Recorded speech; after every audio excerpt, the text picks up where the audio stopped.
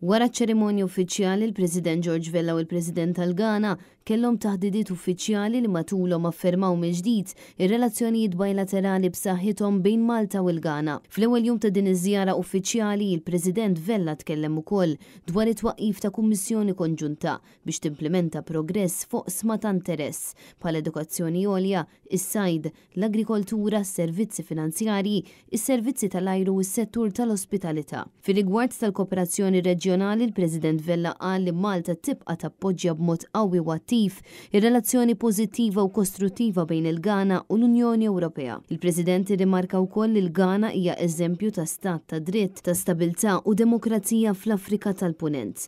Waqt it-taħdidiet uffiċjali il-President Vella u l-President tal-Ghana ddiskutew l-immigrazzjoni, kwistjoni ta' interess reċiproku kemm għal Malta kif ukoll għal Ghana.